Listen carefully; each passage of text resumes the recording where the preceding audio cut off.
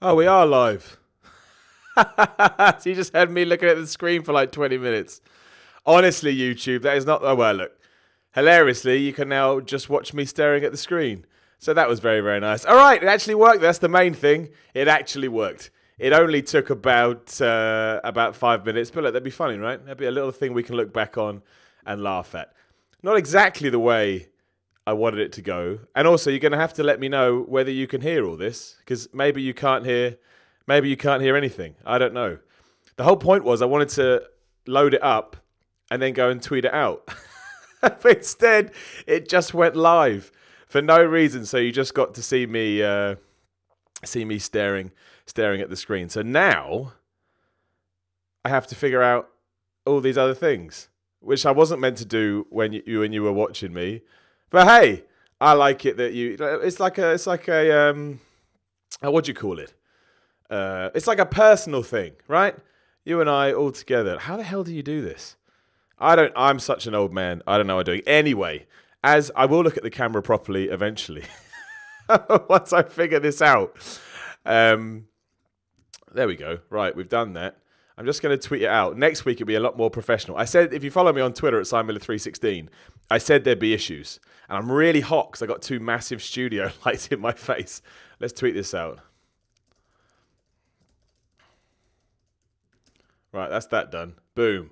Right, now let's get on to proper stuff. Right, so basically, if you've followed any of my podcasts before, you will know that I do one called The Week in Gaming. It's been gone for a long time because I've been thinking of ways of how I can rebrand it and how I can do it in a much better way.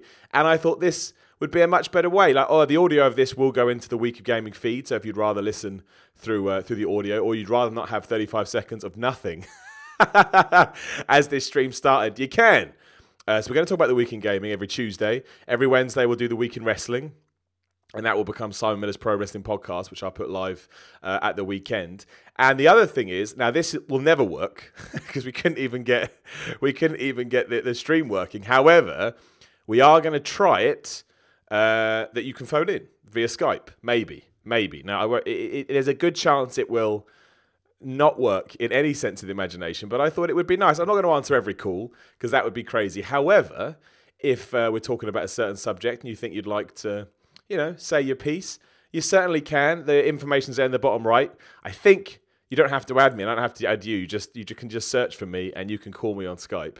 But we'll see what happens. Anyway, that's the tech issues out of the way. Absolute nonsense, hilarious. But I knew it was going to happen. Me and streaming don't go hand in hand. So yeah, the Week in Gaming. We're going to run down everything that's happened in the last 7 days.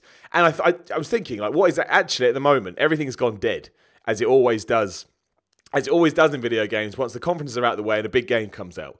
And the big game that came out was Destiny 2, right? So everyone's playing it. As you're on my YouTube channel right now, a man who hates Destiny 2, plays Destiny 2, will go up.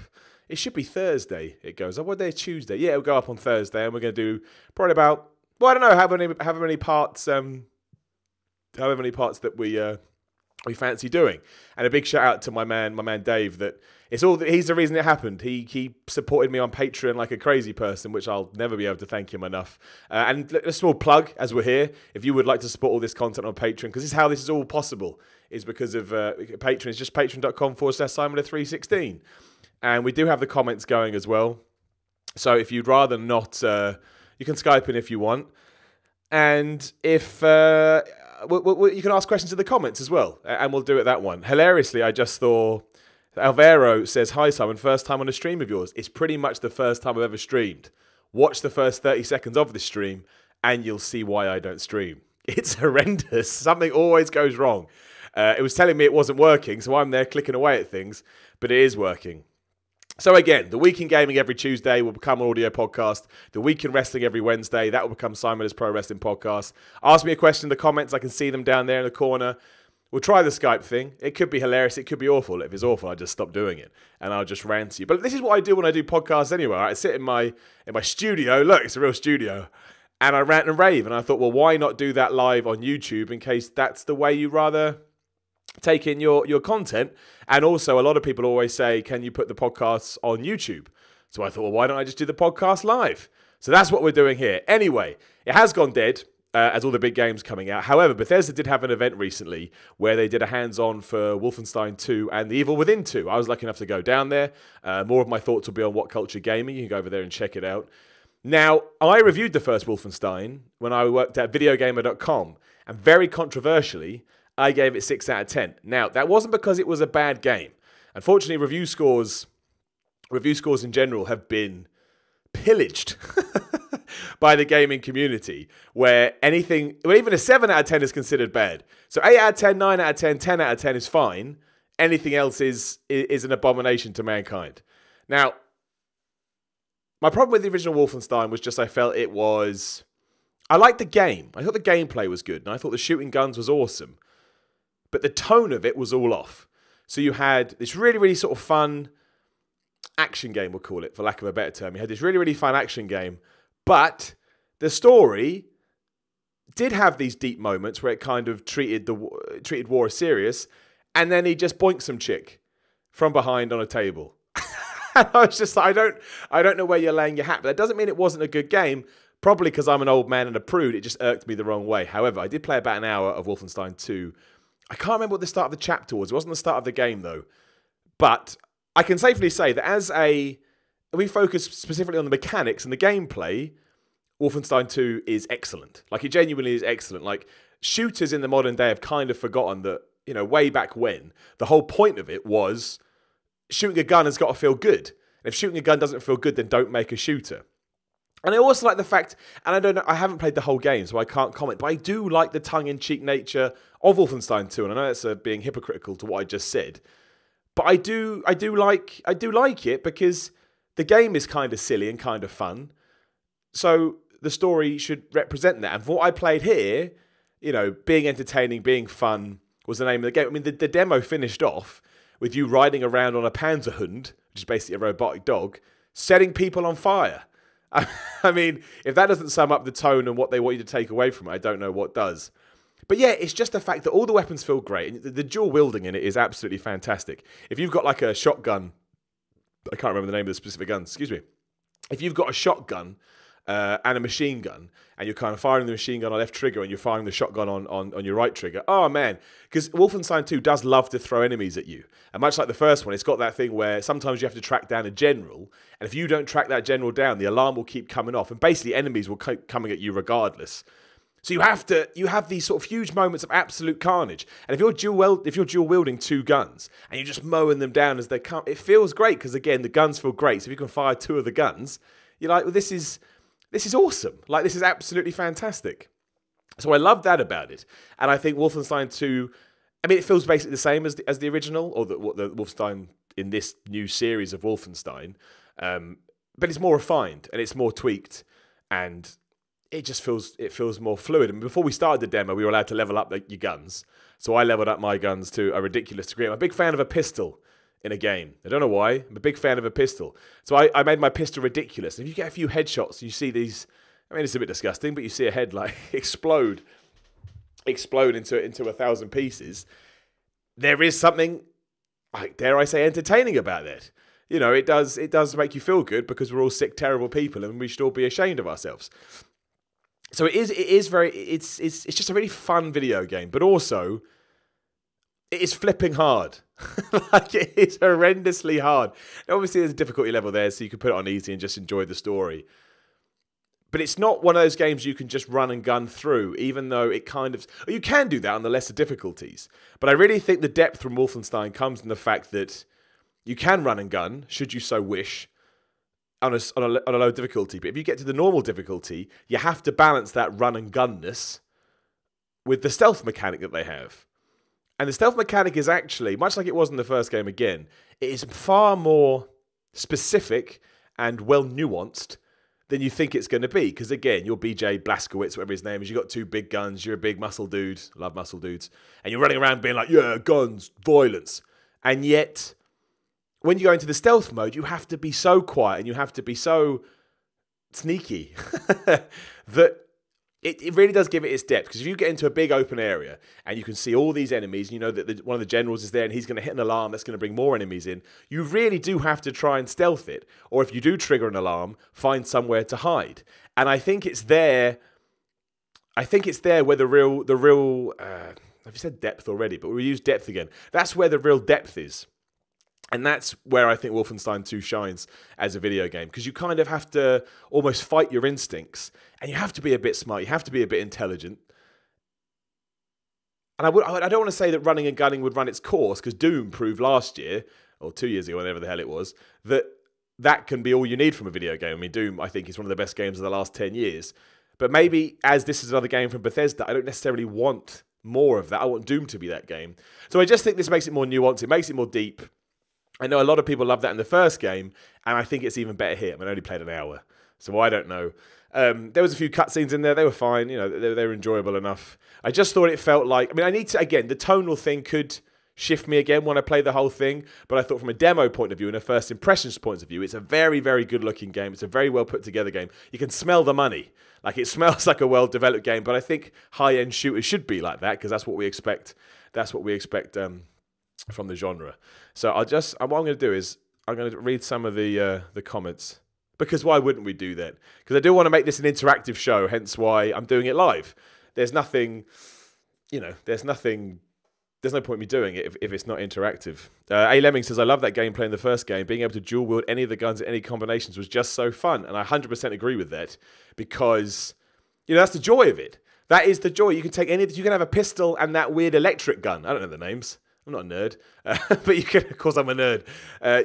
You know, that's such a most games won't even let you dual wield, which I find absolutely bizarre in 2017. Like, that should just be an option in any shooter. But the fact that Wolfenstein lets you pick and choose, so there is kind of a customization there as well, because you can level up your guns, so you can kind of, you know, if you just love the machine gun, just level the crap out of that and dual wield 2 machine guns if you want. You know, who cares?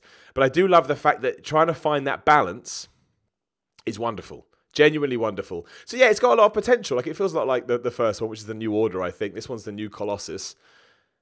I think it'll be awesome. I think it comes out in October, November. It comes out in the next couple of months. As well as The Evil Within 2, which I didn't write in the title, because I forgot I was allowed to talk about it. Now, I can't play... Actually, before I do that, let's see if anyone's... Alvera Neves, just, have you played the Civ series? Do I look like someone that plays Civ? I'm joking. I'm kidding. Of course I'm not. No, I've never played the Civ series. Addy D says, first time viewer, can't believe it took me this long to subscribe to the channel. It's all right, dude. All I ever ask is go share the channel, get your friends to subscribe. Let's try and blow this thing up. As a quick introduction to the channel, shouldn't be talking about this, but we will. Remember, a lot of it is nonsense. A lot of it is fake characters, like wrestling. Also tomorrow, remember, the week in wrestling. We'll do this tomorrow for wrestling. That's a weird question. Masada 1911, do you meditate? Sometimes. Anyway, The Evil Within 2. Now, I hate scary games. If you go way back to my videogamer.com days, I did a series called The Two Cowards. And you can see me literally break on camera when I played PT. Genuinely one of the worst gaming experiences of my life. I genuinely can't play that game. I've never played a game that makes me feel... or that's made me feel so suffocated in my life. I felt trapped. I felt like I was in some claustrophobic nightmare, and it was absolutely horrendous. Like, I hated it. I genuinely hated it. Now, I'm not saying The Evil Within 2 is in the same level as PT. It's not. It's a completely different game. My point being, I don't like scary games. So when I realised I was going to play The Evil Within 2 at an event, I instantly, my back went up, because you know, people are going to watch me shout and scream. And I admit that I did. When you first start off, you get chased. If you played the original Evil Within, you know that the art style and the graphics and the visuals and just the things they come up with are horrendous. They're absolutely horrendous. I don't know how he does it. And much like in the first game, when you get chased by that big dude and you're running down the corridors, that's how, or at least that's how my demo with The Evil Within 2 started. And it's that same kind of fear where you're just legging it and you're like, I can't handle this. And eventually you climb into a vent and you get away. And from nowhere, classic video games, like one of her arms comes flying through the vent. My word, I jumped out of my skin. So there are a lot of same traits that you'd recognise from the original, which there has to be. But what I really respect about the sequel is it's doing something that not a lot of other sequels dare do. And it's completely changed. Because the problem with the first game was, it was like, I think it was 10 chapters, 8 chapters, whatever. And each chapter got more intense than the last. So you did a chapter, you're like, I've just got to put it down because it's too intense and I'm probably going to have a heart attack and die. I don't want to die. I like being alive. So it's like, I'm not going to do that. Here, and you still do have those moments. We'll call them corridor moments, but that makes it sound far more negative than I mean it to, because the corridor moments are amazing and they'll make you jump out your skin.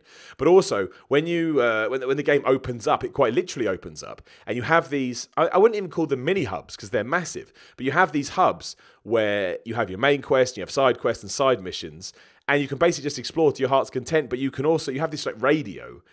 It's like a frequency radio almost, and you use that frequency radio to pick up frequencies, and then that will take you to the mission that you're focusing on. And it's a really, really good way to do it, because even the radio is freaky. Like, so basically the premise is, I can't remember the dude's name, Sebastian something. Sebastian, I'm in a mood all the time, but he should be in a mood. He's got a terrible life. He got out of Crazy World in the first game, and now he's been thrown back into Crazy World in the second game. That's neither here nor there. Well, it is. But he's trying to find his daughter this time. So when you're on your radio trying to find your daughter, you'll have these like cries or like sort of, not laughs, but just these really, really harrowing noises from a kid. It's horrendous. It's genuinely horrendous. And the whole game is like that.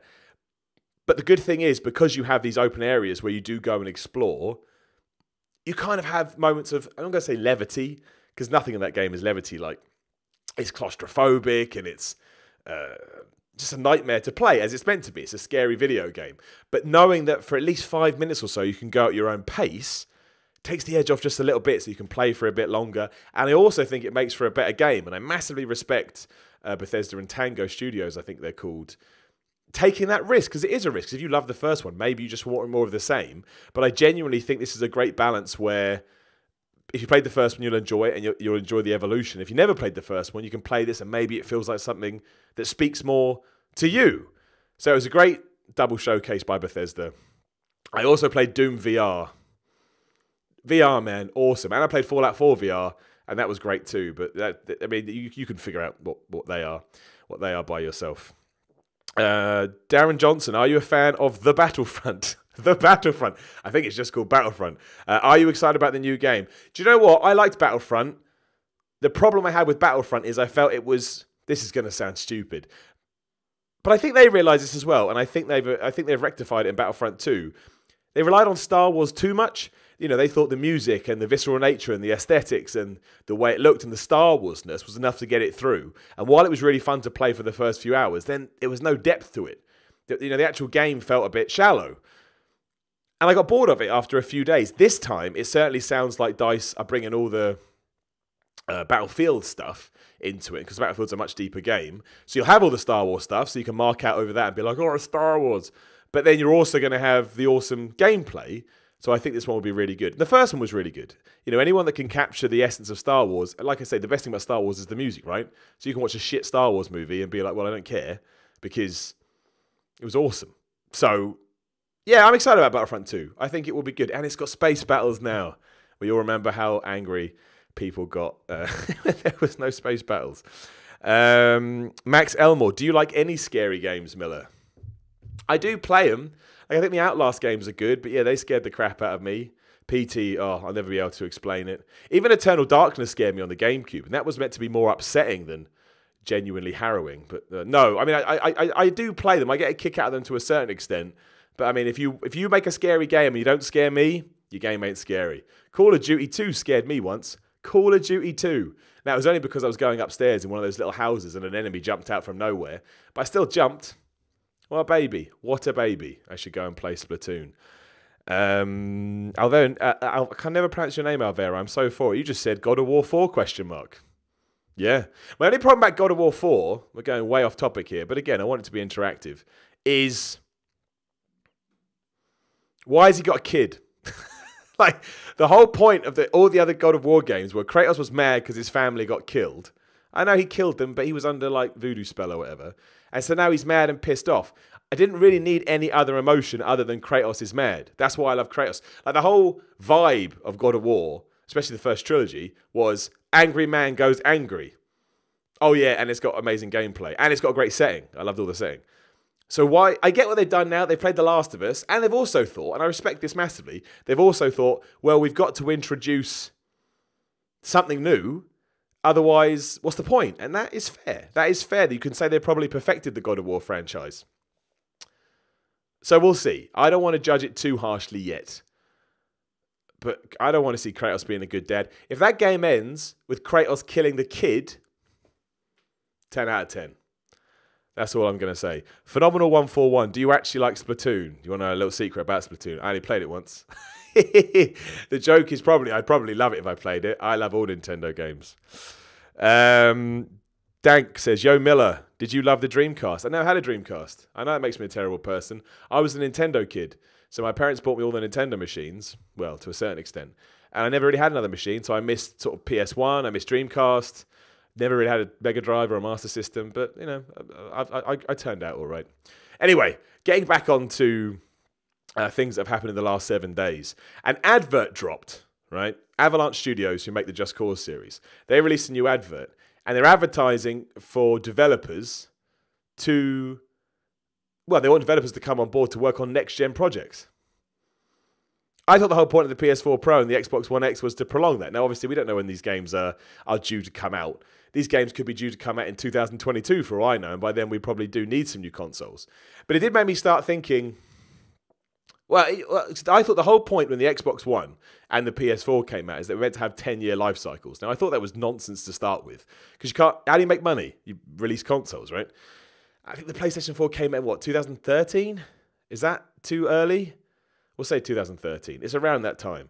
So really, that should take us into 2023. I don't want to think about 2023 because I'm going to be an old man. But I just don't believe that's going to be the case. Developers make, or console makers, make so much money off consoles. I don't think they can help themselves. And Avalanche must know something. I mean, maybe they don't. They could just be developing for PCs. And PCs obviously accelerate at a far greater rate than consoles. But I don't know, it just intrigued me. I mean, maybe they're working on Just Cause 4. Maybe Just Cause 4 is a PS5 game. I just don't know how, especially if you've invested in a PS4 Pro or you're about to invest in an Xbox One X, which comes out in, 2 months' time. Surely you want at least 3, more than that, 4 years before they release anything else. Otherwise, you're going to feel a bit like, especially what the Xbox One X, like 500 quid? Or 450 quid, 475 pounds? I think you've got to be smart with this. You don't want to annoy everyone. You don't want to, well, actually, unless you're doing it as a troll. If you want to troll people, that's cool, Microsoft. I'm all right with that. But I don't know. I just thought it was interesting, and I'd be intrigued to see where this goes. I'm sure we'll never hear anything about it again. I'm sure we'll get Xbox One X or Xbox One and PS4 games till 2020, I'd imagine, is when the next consoles came out. So that's another 3 years.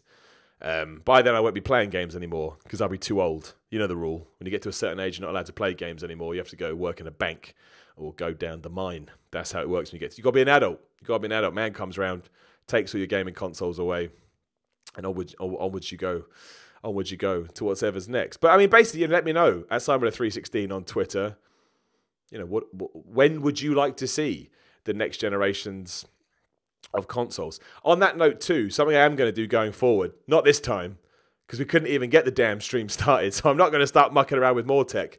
But as I do have a lot of lovely gaming friends that work for Eurogamer, IGN, GameSpot, so we've got loads of good freelancers you'll recognise. When certain things come up or I haven't played a game and I know they have, I'm going to get them on. They'll Skype in and we'll have a chat with them, like an interview really. So, we'll get their opinions too, because I think that's important. We'll do that with the Week in Wrestling as well tomorrow, every Wednesday. I'm lucky enough to know quite a few wrestlers, so I'll reach out to them and see if they want to come on. And yeah, so we can get some outsider feedback as well. Again, not today, not tomorrow, next week, because tomorrow it'll be a minute of me just staring over here like that. Max Elmore says 2020 probably makes sense for next gen. I think 2020, 3 years' time. The only problem is if you buy an Xbox One X in November 2017, 18, 19, 3 years. I mean, I know it's a long time. No, you know what? It's probably long enough, actually. Ignore me. I'm wrong. I do want to mention this, just as somebody has brought it up. Rintin, are you on the Co-optional podcast tonight, Simon? I am on the Co-optional podcast. I'm joining Total Biscuit for his badass podcast run. He was very kind to invite me on. It was just coincidence it happened to collide with this. I wanted to do this last week, and then life got in the way. Because I wanted to have it running and rolling by now, but I just thought I'd do it. I do it today. So yeah, 7:30 this evening. Look for my Twitter, or you can find on Total Biscuit's Twitter as well. I'm sure he tweets it out. And yeah, I don't know what we're going to talk about. I mean, games, I assume, maybe some wrestling.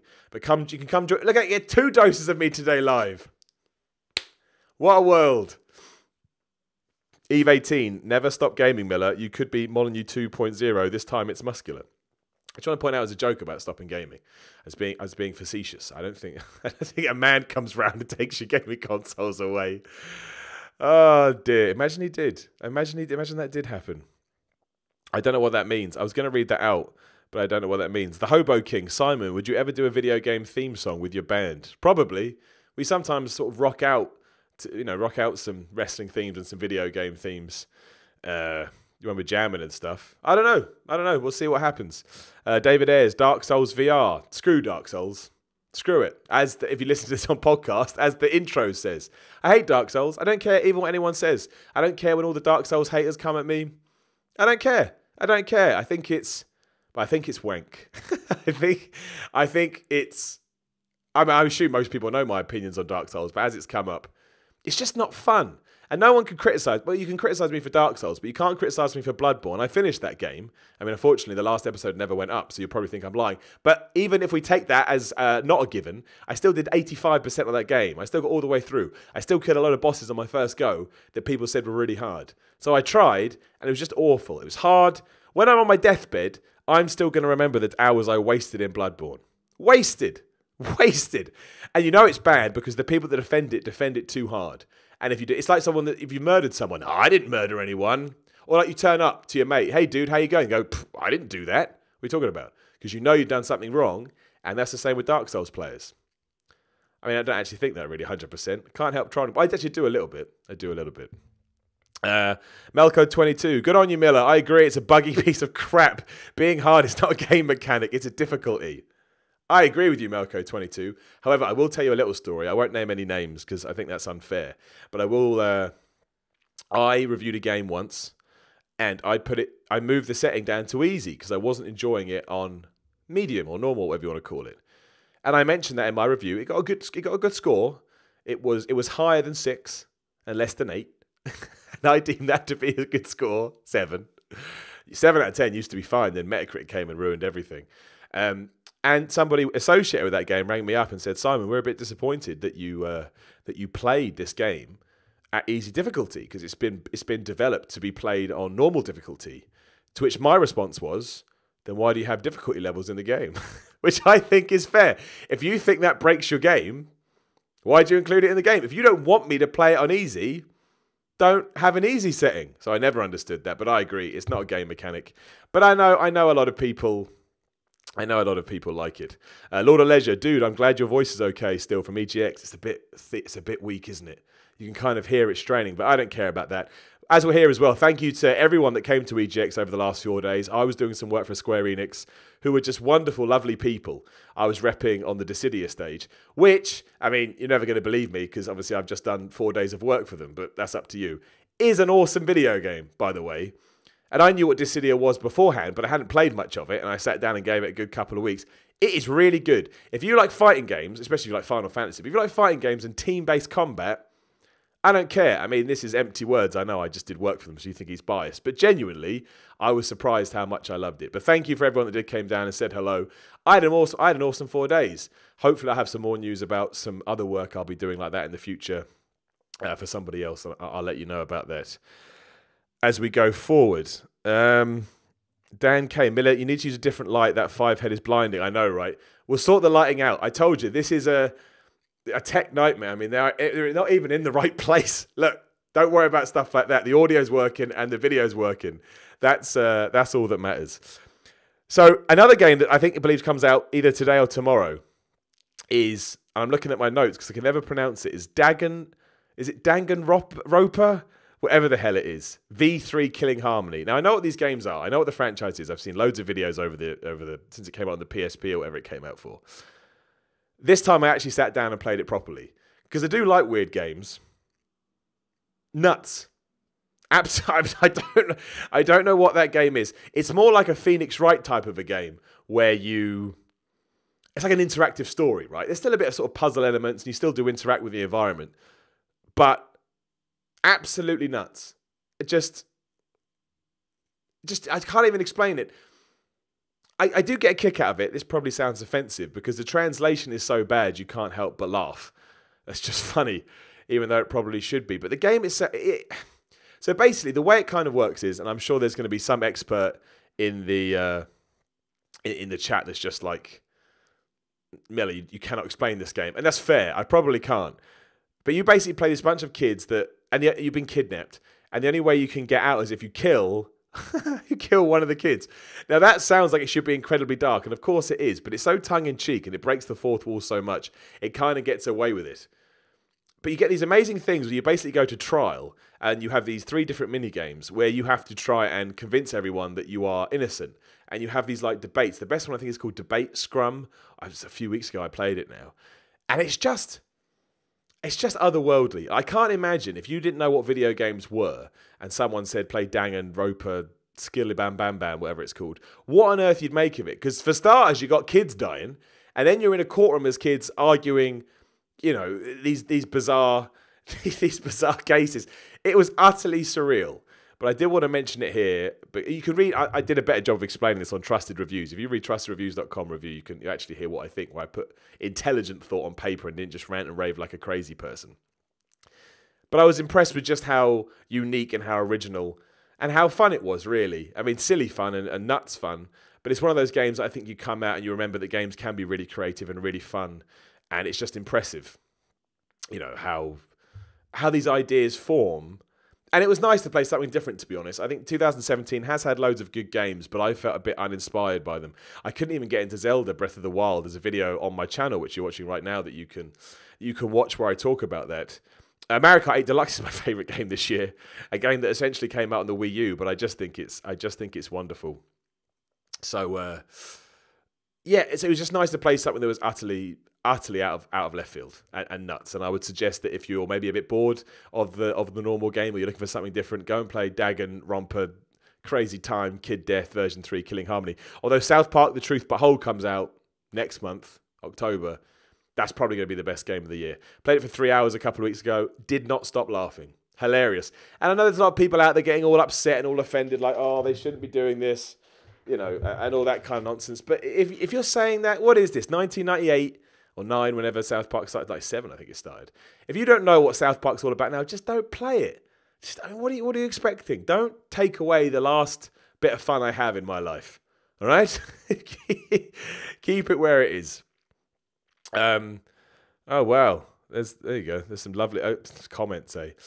So that's basically what's happened in the last 7 days of games. It has a very quiet time of the year. Oh, yeah, Total War Warhammer 2 comes out Friday. Now, I made a joke video about it yesterday. That's not how I really think about Total War Warhammer 2. I like to wind up games that have fanboys. And Total War has excessive fanboys that get really mad. Actually, it hasn't wound them up as much as I hope, but those videos usually have a tail, so fingers crossed. But like I say, those kind of games aren't necessarily my bread and butter. I have played them over the years. I was more of an Age of Empires kind of guy. I just like getting my wood and my steel and evolving through the ages. But Total War Warhammer 2, even I can tell from my little time with it, is a very, very well put together game. Like, Sega know exactly what they're doing with that series. I mean, it's got the best name ever. Total War, War, Hammer 2. It's all the things that you want from a video game. It pretty much does exactly the same as what the first one does to a certain degree. Just builds on it, adds new units, adds new maps. It's an RTS where it's probably the most refined and effortless RTS you can play. They just know what they're doing. They just know what they're doing. That's why they're the RTS kings, Creative Assembly. They're just, yeah. Even as someone that's not a massive fan of that genre, I can sit down and play it and go, I can see why people get so passionate and so excited about this, because every thought has been put into it. And obviously you're dealing with the Warhammer franchise as well. That is a touchy subject. People get well wound up about Warhammer when they're painting their figures. And they're like, oh no, I painted it blue. It's meant to be green. But it's a tremendous use of a license, which does bring us into the fact that in the modern day, we don't really get bad use of licenses anymore. You know, when I was kind of in my youth, I guess, for lack of a better term, all you did get shitty licenses. One of the best was Wolverine, which came out, 2007, 2008, and that wasn't great. It was just fun. You know, it was actually a fun game. So now I can't think of one game as I look off into the distance. And Rocksteady are probably, you know, a big reason for that, because they prove that you can take something like Batman and make it badass. And they almost raised the bar to the point where if someone else didn't put in the same effort, somebody would go, well, Rocksteady did this with 3 different games. Why can't you? On that note, can Rocksteady please announce their new game? I know everyone hated the Batmobile in Arkham Knight, and yeah, they shouldn't have used it the way they did. It should have just been a mechanic to get from point A to point B instead of part of the gameplay. But that game is still amazing. All those 3 games are amazing. So Rocksteady, if you could release a new game, Batman, Superman, not Green Lantern. Green Lantern sucks. But anything like that would be wonderful.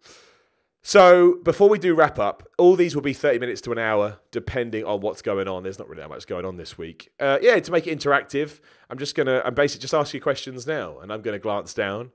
If I see that you're just yelling at each other, which some people are doing now, I'll just end it, or we'll answer. I mean, David Ayres says, why can't Rockstar release a game on time for once? Because they're smart.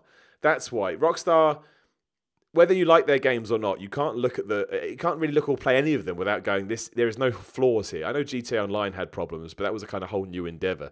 But all their games come out, and then they're all released, and they're perfect in the sense what Rockstar want them to be, and that's why the delay doesn't matter. I know Red Dead got pushed back into next year, but when you play Red Dead 2, it's going to be exactly what you want, that you won't care about the delay, whereas if they released it now, and it didn't feel like a Rockstar game, you'd care. And that's why they're so good. And that's why I don't think it matters. And it's gone now. Somebody asked, am I looking forward to Odyssey? I mean, Zachary B just asked that as well. Of course, I can't wait for Super Mario Odyssey. It's a Mario game, and it's a Mario game that Nintendo are releasing to try and remind you why the Nintendo Switch is so important and so good. It's going to be awesome. But I like Super Mario Sunshine. So I'm the most biased man ever. And a bit of an idiot. So I can't wait for Odyssey. What's your thoughts on Sega Forever so far? What the hell is Sega Forever? I genuinely don't know what that is. that's escaped me. See, if you get one thing from Miller, it's honesty. I'm never going to try and pull the wool over your eyes. The Hobo King. If you could give one game franchise to a different developer, what would it be, and who would you give it to? Well, I'd give it to 343. Not 343, the Coalition. The guy that makes Gears of War. Give him... Oh, what don't I like? Give them Dark Souls.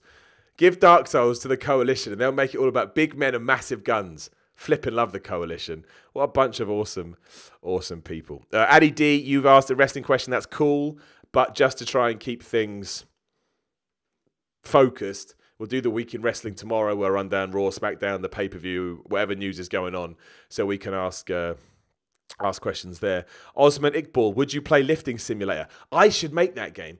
It must exist. How can Lifting Simulator not exist? Everyone would play. Of course, I'd play that game. If people are going to play Surgeon Simulator, why wouldn't you play Lifting Simulator, where you can try and,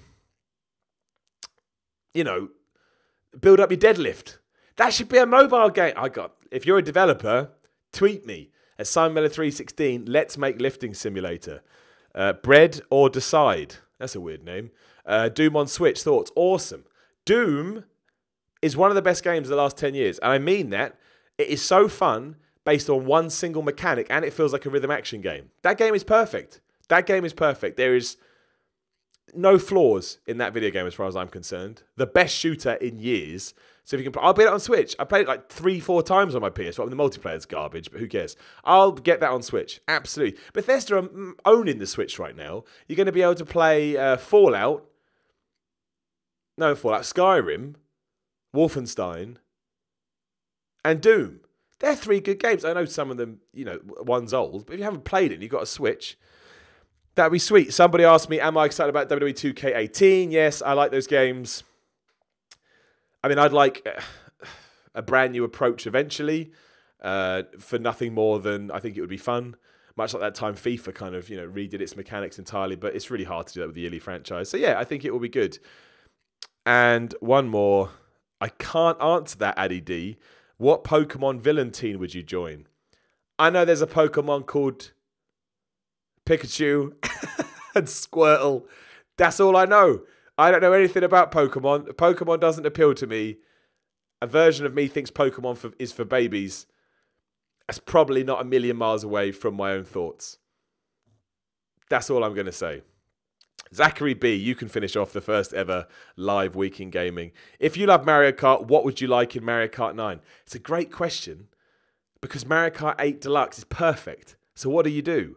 If anything, they should treat Mario Kart 8 Deluxe like Netflix, and it should just be a service, and they should slowly go through all the old tracks from the original Mario Kart games and release them, but in a Mario Kart 8 Deluxe style, and they should do that for the next 5 years. And I'd be happy. And I genuinely mean that, because I'm part of the problem. But they'll come up with something new. I mean, Mario Kart's been the same for a while, right? I mean, this version is pretty much the same as the 3DS version, and that was amazing. And the DS version, which was also amazing. I just love Mario Kart. I think Mario Kart is my favourite game. Not ever, but at the moment, it's the game that gives me the feels. I don't know what this is. That's me doing the feels. Anyway, right. We'll round it off here. If you watched on the archive or on the stream, sorry about the opening 35 seconds. Let's hope that's not the same tomorrow. What I would like you to do, actually, is, A, please share this video on Reddit, Twitter, Facebook, whatever. Like, it's the only way we're going to get bigger is by sharing it. I know it's going to be small, for lack of a better term, to begin with, and we can grow this. Also, let me know what time is good for you. The only reason it's being done today is because I'm on the Co-optional podcast later.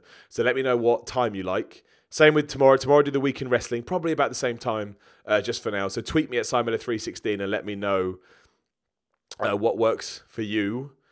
And again, patreon.com/Simon316 if you want to support this nonsense. Even $1 puts a massive smile on my face, and it allows me to do this. You know, because you have to have a revenue stream. And we'll sort all this nonsense out. Don't worry about the audio and tech issues for now.